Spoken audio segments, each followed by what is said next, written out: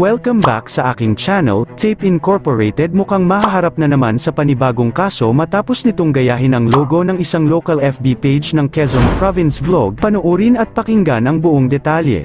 Kaugnay pa rin yan, eksplosibong nakalat ng Abante News na tila hinango sa isang project ng Quezon Provincial Government ang bagong logo ng Tape Inc. sa kanilang tahanang pinakamasaya.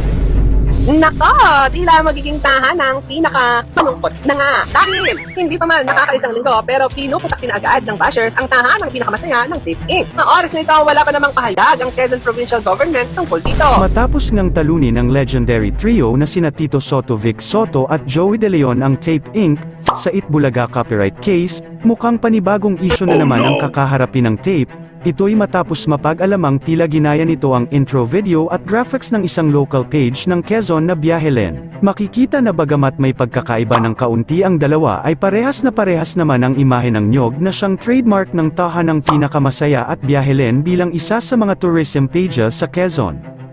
Makikita rin na unang nabuo ang Biahelen noong March 21, 2023 kesa sa tahanang pinakamasaya nito lamang December 8, 2023 at umerin ito matapos matalo ang Tape Inc. laban sa TVJ.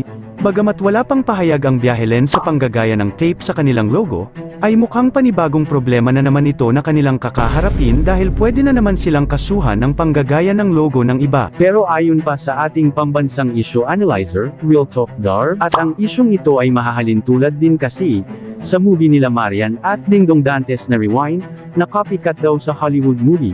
Pero ito ang sinabi ni Real Talk Dar. This is Real Talk Dar, isang pambansang issue analyzer ng Pilipinas where issue. Kung may tuturing nga itong pagkopya, sabi ng Intellectual Property Code ng Pilipinas, hindi sakop ng copyright protection ng ideas, procedures, methods, at kahit konsepto. Specifically, walang batas na nagbabawal sa pag-copy ng film plot dito man sa Pilipinas or sa abroad. Real talk. Ayokong itolerate ang pangungopya. Remember, they can imitate your style but they can never imitate your creativity.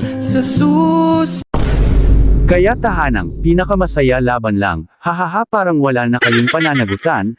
Sa madaling salita, absuelto na kayo. Sana Mga kapuso, ano man ang nangyari dito sa tahanang pinakamasaya, good vibes lang po tayo parati. Ano mang iba to, sasaluhin po namin yan at ibabalik sa inyo ng positive lang. Masaya lang. Kami na po ang bahala sa kasiyahan. Araw-araw, dapat masaya, walang magbabago, basta kayo po ang kasama. Sana Kayo mga ka-showbiz, anong masasabi nyo sa ating showbiz topic ngayon?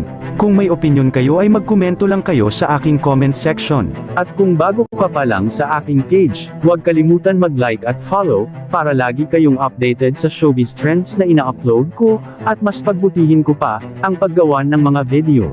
Maraming salamat po.